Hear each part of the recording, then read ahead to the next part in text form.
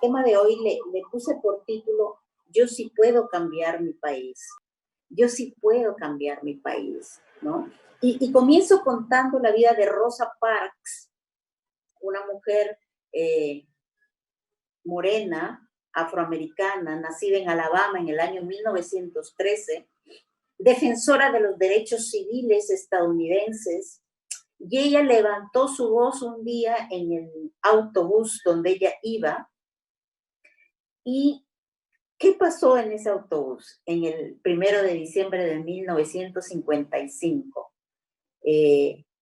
Dentro del bus había una línea que los de color no podían sentarse, los de color tenían que ir atrás, pero primero tenían que subir por delante para pagarle al conductor, luego bajaban y luego se subían por detrás. Ella se había ya sentado en una parte en donde había la línea señalizado, pero también había una ley que decía que si faltaban sitio, tenían que pararse e irse más atrás o quedarse parados para ceder el asiento a los blancos. Ella ese día decidió, estoy harta de ceder, estoy cansada del abuso, hoy así me pidan que me levante, no me voy a levantar. Así que ella no se levantó cuando el conductor le dijo, levántese, hay un blanco que quiere sentarse, y ella dijo, no, ya estoy harto que nos empujen, ya estoy harta. Fue encarcelada por su conducta, acusada de haber perturbado el orden. Además, en esa época fue multada con un cargo de $14. Encarcelada por levantar su voz. Era una mujer común y corriente. Pero a partir de ese instante, ¿saben quién la apoyó? Martin Luther King Jr., quien en ese entonces todavía no era conocido. Ahí comenzó su labor social. Otro personaje importante, que el otro día vi la historia de este hombre, William Wilberforce. Él es un político, filántropo y abolicionista inglés, pero sobre todo cristiano. Siendo miembro del Parlamento británico, lideró una campaña en contra de la esclavitud. Y en 1807, él defendió el proyecto abolicionista y ese año su proyecto de ley fue aprobado por el Parlamento británico. Era creyente, al igual que Rosa Parks. Nelson Mandela, creo que ustedes sí conocen quién es, abogado, activista contra el apartheid, político y filántropo sudafricano que presidió su país en los años 1994 a 1999. Fue el primer mandatario negro que encabezó el poder ejecutivo y el primero en resultar elegido por sufragio universal en su país. Antes de eso, como activista, le metieron a la cárcel, le golpearon, flagelaron. Era cristiano de la Iglesia Metodista. Y por supuesto el gran Martin Luther King Jr., cristiano, pastor de la Iglesia Bautista en Estados Unidos, murió defendiendo los derechos de los afroamericanos, asesinado el 4 de abril de 1968 en Tennessee, y un día antes, el 3 de abril, dio su último mensaje que dijo, estoy en la cima de la montaña, y proféticamente, sin saber que iba a morir asesinado, él en esa prédica dijo, he visto la tierra prometida. La tierra prometida era los derechos para los afroamericanos. La semana pasada también hemos tenido a dos jóvenes, Inti Sotelo y Jack Bryan Pintado. Murieron a causa de la marcha contra la corrupción en el Perú, junto a miles de personas en todo el país, asqueados de la corrupción de nuestros gobernantes, impotentes ante los robos, favores y beneficios propios que hacen nuestros gobernantes y hacen del país, como diría mi esposo, dejan al país como un trapo de olla. Medité mucho en estas semanas preguntándome, ¿Cómo puedo cambiar yo a mi país? Y de eso salió, yo sí puedo cambiar mi país. Si lo hizo Rosa Parks, si lo hizo William Wilberforce, si lo hizo Nelson Mandela, si lo hizo Martin Luther King, y hoy lo hemos hecho nosotros en diferentes formas de levantar nuestra voz. Hemos marchado contra la corrupción. Medité, ¿qué hacemos como seguidores de Jesucristo? Y quiero compartir con ustedes estos principios que me han hecho meditar, y creo que como iglesia vamos a hacer un punto a nuestro favor y vamos a cambiar nuestro país. La corrupción no entiende ni de países ni de siglas políticas. Los escándalos se han producido en todos los partidos. Donde ha habido poder hay corrupción.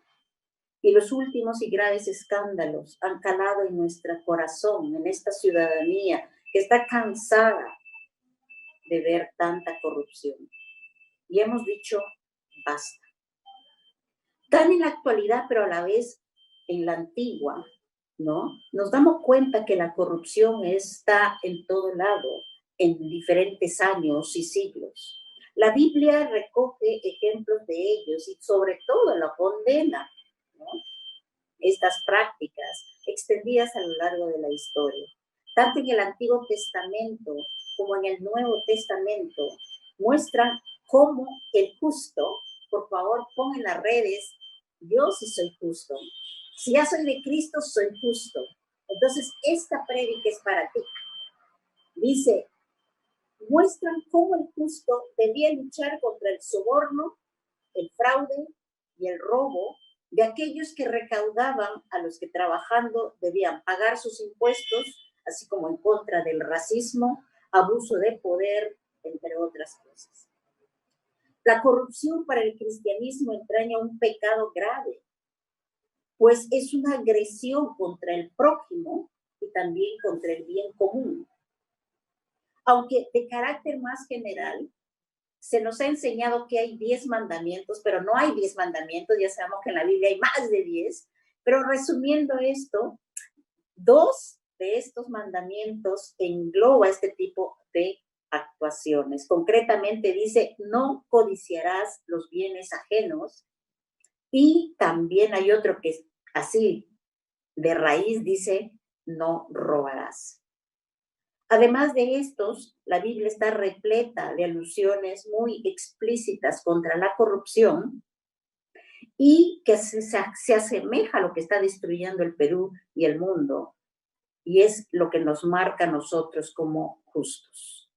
Así que quiero compartirte el profeta Isaías en el capítulo 33, del 15 al 16, dice, solo el que procede con justicia y habla con rectitud, el que rechaza la ganancia de la extorsión y se sacude las manos para no aceptar soborno, el tal morará en las alturas y tendrá como refugio una fortaleza de rocas y se le proveerá de pan y no le faltará y que se sacudía las manos de aceptar soborno. El libro de Levítico, uno de los que forma el Pentateuco, escrito hace más o menos 1500 años antes de Cristo, cita también en Levítico 19:11. No roban, no roben, no mientan, no engañen a su prójimo. En él igualmente aparecen los versículos 35 al 36. No cometan injusticias falseando las medidas de longitud, de peso y de capacidad. Usen balanzas, pesas y medidas justas.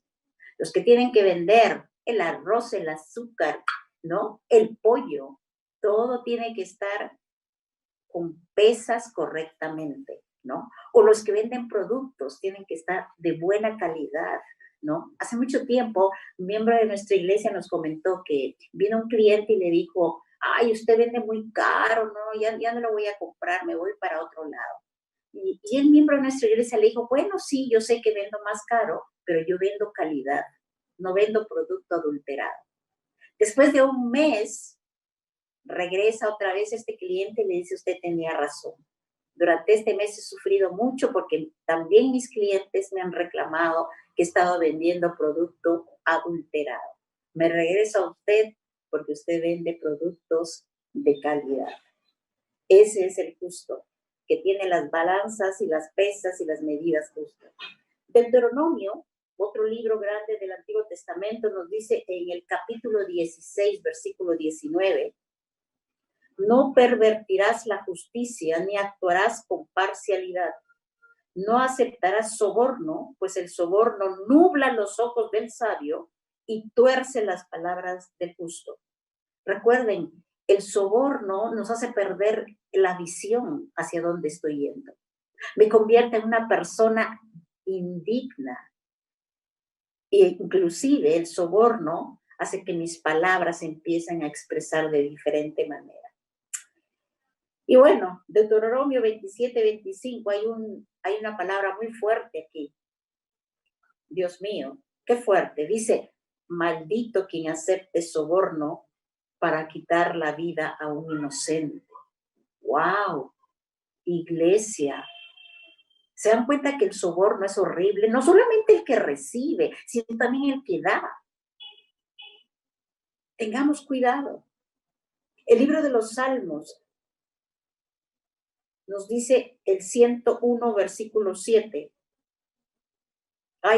Esto dice, jamás habitará bajo mi techo nadie que practique el engaño o fraude. ¡Oh! Dios mío, tendríamos que sacar a muchos, ¿no? Del Congreso y todo eso, porque dice, jamás habitará bajo mi techo nadie que practique el engaño, el fraude. Jamás prevalecerá en mi presencia nadie que hable con falsedad. Iglesia, podemos cambiar nuestro país comenzando con nosotros. Yo sí puedo cambiar mi país. Por favor, póngalo allí en las redes.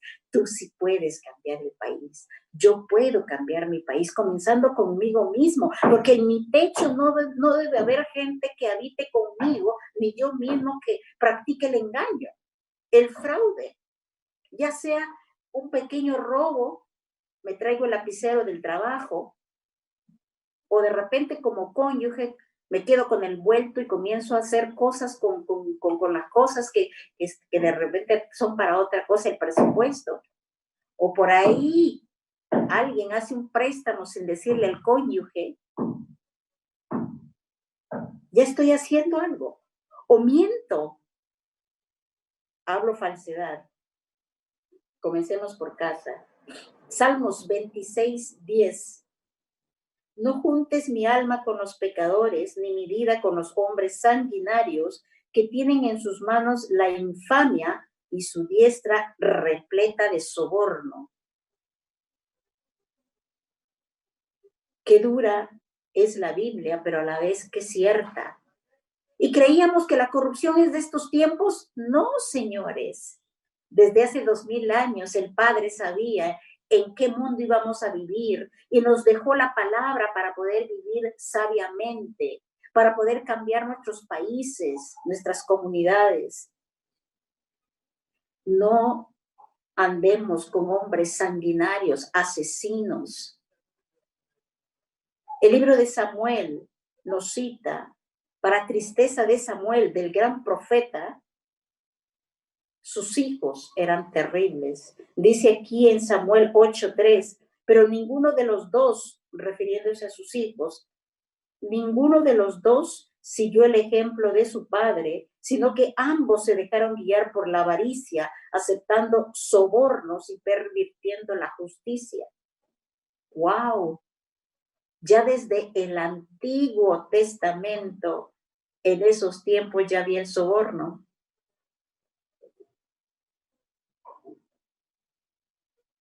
Cuidémonos de mandar presentes para agasajo y conseguir favores a la gente.